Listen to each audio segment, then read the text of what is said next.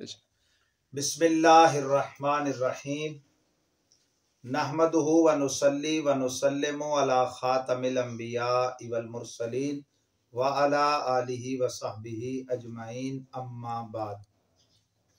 बिहम्दिल्लाहि ताला जुमला सामीने किराम, इस वक़्त बंदे नाचीस और दीगर हजरात उलमा और ये दीगर साथी दारुल इफ्ता मजहरिया मुजफ्फरपुर मियांवाली पंजाब पाकिस्तान में मौजूद हैं। आज की इस मुख्तसर से पैगाम का मकसूद ये है कि हराम व हलाल के मसैल में गैर मुकल्लिदीन यानी वहाबिया ज़माना लोगों को किस तरह गुमराह करते हैं। रुदाद उसकी ये है मुख्तसर के एक शख्स ने 3 तलाक़ें दी, बा इसरार दी, बा तकरार दी, उसका इकरार भी ताहाल उसे है, मौके के गवाह भी मौजूद हैं। हमारे फाजिल नौजवान मुफ्ती प्रोफेसर डॉक्टर गुलाम अहमद दस्तगीर मदरी साहब के पास वो इस्तिफ्ताह आया। इन्होंने बड़ा तहकीकी, बड़ा जानदार और शानदार फतवा 4 सफ़हात पर मुश्तमिल अपने दस्तखत और मोहर के साथ जारी फरमाया। साइल भी मुतमईन और अहले इलाका भी मुतमईन, लेकिन चोर दरवाजे से एक फतवा वो गैर मुकल्लिदीन से लिया गया, लेकिन बिहम्दिल्लाह फतवा लेने वालों ने रुजू कर लिया। लेकिन गैर मुकल्लिदीन की ख़यानत मैं आपके सामने रखना चाहता हूँ कि मुनाजरे का चैलेंज दिया गया और फिर मुनाजरे से राह फरार इख्तियार कर लिया गया। मोहम्मद शुएब आमिर मौजा शबाज खैल का ये गैर मुकल्लिद नाम नेहाद मुफ्ती है। फतवा बराए रजी तलाक ये गैर मुकल्लिदीन पाक व हिंद में जितने हैं उन्होंने एक बना के रखा हुआ है, और इसमें वो एक धोखा देते हैं हदीस रक्काना से। वो कहते हैं कि हज़रत रसूल पाक सल्लल्लाहु अलैहि वसल्लम के ज़माना ज़हरी हयात में, हज़रत सिद्दीक़ अकबर के ज़माना खिलाफत में, खिलाफत फ़ारूकी के अवैल में ये होता था कि 3 तलाक़ों को 1 करार देते थे, फिर फ़ारूक आज़म ने इसको 3 करार दिया। तो शरीयत वो है जो रसूल पाक पर उतरी, ना कि वो कि जो बाद में जारी हुई। इसमें चंद बातें। पहली बात है, ये हदीस रकाना जो है ये अबू दाऊद शरीफ, इब्ने माजा सियासता में मौजूद है, लेकिन इब्ने माजा ही में ये बाब मौजूद है कि 3 तलाक़ों को सरकार ने 3 नाफिज किया। हज़रत फ़ातिमा कहती हैं मेरे शौहर जा रहे थे यमन की तरफ, उन्होंने मुझे 3 तलाक़ें दे दी, तो सरकार ने 3 तलाक़ें इकट्ठी नाफिज फरमा दी। और अबू दाऊद शरीफ में खुद बाब मौजूद है कि 3 तलाक़ों के बाद रुजू को मनसूख करार दिया गया। तो ये हदीस तो खुद जिन किताबों में है उसी किताबों से इसका मनसूख होना साबित है। और फिर सईदुल मुफस्सिरीन हज़रत अब्दुल्लाह इब्न अब्बास जिनकी तरफ ये मनसूब है, 8 रिवायतें सुनने बहकी, सुनने कुबरा लिल बहकी में उसके खिलाफ मौजूद हैं। तो रावी की अपने हदीसें जब उसके अमल के खिलाफ मौजूद हों तो वो अमल मोतबर नहीं होता, ये उसूल है। और फिर ये कि उसमें हज़रत रकाना के पोते जो घर वाले हैं, जो वकुआ के घराने वाले हैं, उनके बयान में ये हदीसे रकाना में 3 तलाक़ों का जिक्र नहीं है कि उसको हुजूर ने 1 करार दिया। वहाँ है तलाक़ बत्ता का जिक्र, जिसका एहतमाल 1 में भी है, 3 में भी है। सरकार ने उनसे हलफ लिया, बार बार इसरार से लिया, 3 दफ़ा लिया कि तलाक़ बत्ता में 1 मुराद लिए या 3, तो उन्होंने कहा कि 1, तो सरकार ने उन्हें रुजू का हुक्म दिया। बाकी जो उस हदीस में 3 तलाक़ों का जिक्र है वो दूसरे रावियों का है, जबकि खुद घर वाले उसके खिलाफ बयान करते हैं। तो बहरहाल ये कोई मसला ऐसा नहीं है कि आइम्मा में इसमें इख्तिलाफ हो। इमाम नबवी शरह सही मुस्लिम में फरमाते हैं कि आइम्मा अरबा, इमाम आज़म अबू हनीफा, इमाम मालिक बिन अनस, इमाम मोहम्मद बिन इदरीस शाफी और इमाम अहमद बिन हम्बल रहिमहुमुल्लाह का इस पर इत्तिफाक है। इब्ने तैमिया वो पहला शख्स है जिसने जिस तरह माज़अल्लाह ये फतवा दिया कि लोग गुंबद खदरा की नियत करके ना जाएं, सिर्फ मस्जिद नबी की नियत करें। जो गुंबद खदरा की नियत करके जाता है उसका सब हराम है माज़अल्लाह। इसी तरह उसने ये बिदत निकाली कि उसने पहली दफा एक मजलिस की 3 इकट्ठी तलाकों को एक करार दिया। ये अक्ल नकल के खिलाफ है। अगरचे हैज में या इकट्ठी 3 तलाकें देना तलाके बिदी है, खिलाफ सुन्नत है, हम भी कहते हैं, लेकिन वाक़ई हो जाती है। जैसे किसी को किसास और रजम के अलावा किसी मुसलमान को कत्ल करना है हराम, लेकिन उसे कोई 3 गोलियां इकट्ठी मारे वो लग जाती हैं और वो कत्ल भी हो जाता है। इसी तरह ये भी दुरुस्त तरीका नहीं है, लेकिन नाफिज हो जाती हैं।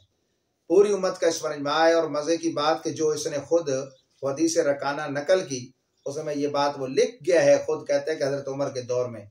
यहाँ मैं इल्जामी तौर पर ये कहता हूँ कि अगर वो कहता है कि हजरत उमर के दौर में हुआ और शरीयत वो थी जो हुजूर पर ख़त्म हो गई, तो फिर ये मसाजिद में तरावी का एहतमाम गैर मुकल्लिदीन किस बेस पर करते हैं?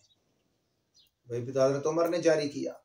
औरतों को मस्जिदों में जो रोक दिया गया है वो किस बेस पर है? वो भी फारूक आजम ने किया। बुखारी शरीफ में थे, सरकार ने फरमाया ला तमनऊ आमा अल्लाह मसाजिद अल्लाह, अल्लाह की लौंडियों को, अल्लाह की कनीजों को अल्लाह के घर में आने से मत रोको। हजरत आयशा सिद्दीका के इस कहने पर के हुजूर ये हालत देखते तो रोक देते, फारूक आजम ने रोका। और इसी तरह फारूक आजम ने वो तरावी की सुन्नत जारी कराई और कहा नेमतिल बिदअत हाज़ी, ये बड़ा अच्छा तरीका है जो हमने जारी किया। सरकार ने तो तरावी की जमात का तमाम नहीं किया, सिद्दीक अकबर के दौर में भी नहीं था, फारूक आजम के भी अवैल दौर में नहीं था। तो वो अगर मंजूर है तो ये क्यों नहीं मंजूर?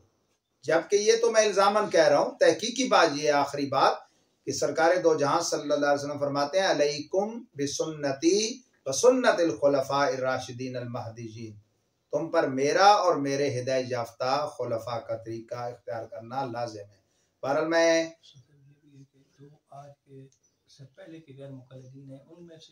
हाँ, गैर मुकल्लिदीन में इब्ने तैमिया को छोड़ के बड़े बड़े इब्ने हज़म जो इनका अबू है और इब्ने कय्यम और इनके बड़े बड़े गैर मुकल्लिदीन, उनके फतावा एक नहीं दर्जन के लगभग फतावा गैर मुकल्लिदीन के भी हमदिल्लाह हम दिखा सकते हैं कि मजलिस वाहिद की 3 तलाकों को इन्होंने मौसर करार दिया है।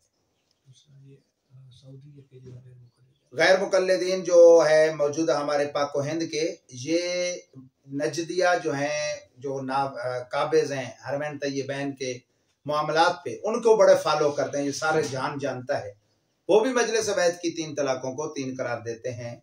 इसी तरह वो 8 तरावी के इनके मसले को भी अमलन रद्द करते हैं। वो 20 पढ़ते हैं, ये उनको फॉलोअर हैं उनके, लेकिन ये 8 तरावी पढ़ते हैं। बहुत सारी बातें हैं, लेकिन मैं मजमूई तौर पे जमी अहले सुन्नत को और बिलखुसूस अहलियाने मुजफ्फरपुर को गुजारिश करूंगा कि आपने देख लिया कि ये मौके से कैसे फरार हो जाते हैं।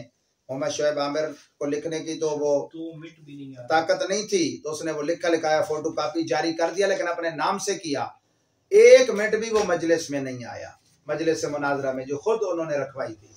फिर कहा गया कि अपने फतवे पे लिख दो कोई अपनी दलील, उससे भी इनकारी। फिर कहा हमारा फतवा अगर तुम्हारे नजदीक गलत है तो उसकी गलती लिख दो, उससे भी इनकारी। यहाँ तक कि ये तय हुआ कि मजलिस को छोड़ो, आमने सामने बंदे नाचीज के रूबरू वो बैठे, क्योंकि अहले सुन्नत की तरफ से अल्हम्दुलिल्लाह ये खिदमत बंदे नाचीज के सुपुर्द की गई थी। तो बैठो और बीच में और कोई नहीं होगा सिवाय कैमरे के, ताकि कल बाहर निकल के मैं या वो इनकार ना कर सकें कि हकीकत क्या है। लेकिन अल्हम्दुलिल्लाह उसे ये तौफीक नहीं हुई, और हमेशा से अहले हक के मुकाबले में अहले बातिल का यही वतीरा रहा है। तो आपने देख लिया, और दुनिया भी इंशाअल्लाह जो है वो सोशल मीडिया के जरिए भी देखेगी। ये एकाक और इब्ताल बातिल और ये रुदात बतानी इसलिए हमने लाजिम समझी कि हमारे अहले सुन्नत भाई जो अहले सुन्नत होते हैं तो वो इस मसले में गैर मुकल्लिदीन की तरफ रुख क्यों करते हैं। इसका मतलब है दिल में उनके भी चोरी होती है। हालांकि खेत खलियान पे खड़े बंदे से भी पूछा जाए एट ए टाइम 3 तलाकें देने के बाद क्या बीवी रहती है, तो वो भी कहेगा नहीं। तो इसलिए अल्लाह ताला हम सबको सुन्नी रहने और सुन्नी मरने और सुन्नी उठने की तौफीक अता फरमाए। वाखिर दावाना अल्हम्दुलिल्लाह।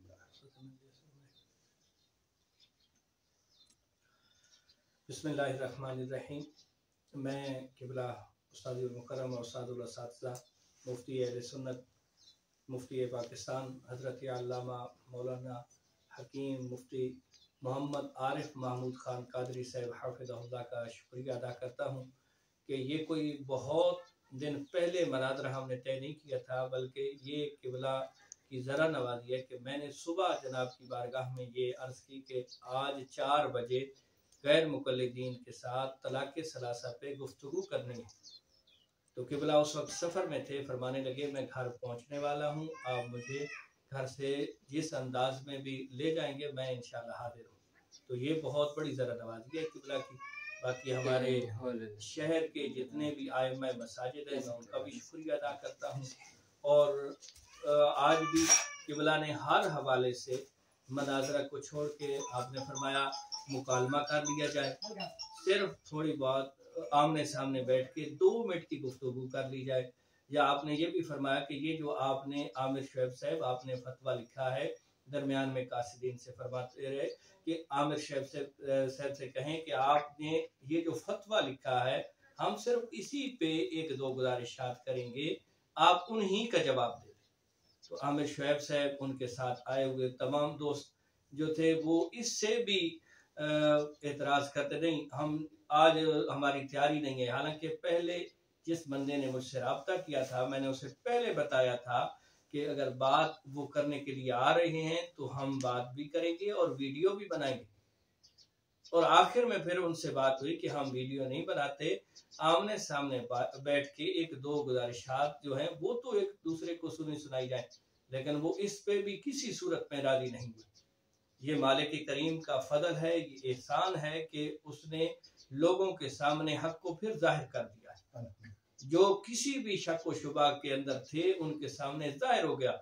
और मजे की बात है कि आमिर शुएब साहब के साथ आया हुआ शख्स जिसका नाम सनाउल्लाह था, उसने खुद मुझे आके कहा है कि जनाब हम आप ही के फतवे को फॉलो करेंगे और आपसे हम राजी हैं। हम जिसको लेके आए थे वो किसी सूरत में भी आपके सामने बैठने के लिए तैयार नहीं है। तो हमें मालूम हो गया है कि ये कितने सच्चे हैं। हालांकि वही बंदा, उन्हीं से फतवा लेने वाला, उन्हीं के साथ चलने वाला वही शख्स जब कह रहा है तो ये मालिक करीम का एहसान है, ये फजल है।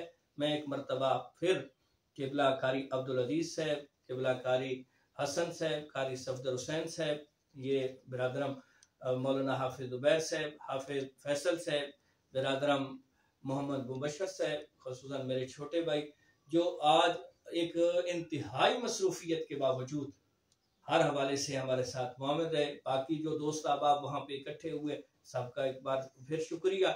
और खसूस बिलखसूस मैं, मेरी बिरादरी, मेरे दोस्त, मेरे भाई, मेरे शहर के आइम्मा मसाजिद क़िबला मुफ्ती इस्लाम के बहुत ज़्यादा शुक्रगुजार हैं। आपके लिए दुआगो हैं कि मौला करीम आपके साए को हम पे तादेर कायम व दायम रखे और आपसे हमें मुस्तफ़ीद होने की तौफीक अता फरमाए। आपका बहुत बहुत शुक्रिया। मालिक करीम क़िबला मुफ्ती इस्लाम के इल्म, अमल और उम्र के अंदर मज़ीद बरकत अता फरमाए। सुब्हान रब्बिक रब्बिल इज्जति अम्मा यसिफून व सलामुन अलल मुरसलीन वल्हम्दुलिल्लाहि रब्बिल आलमीन।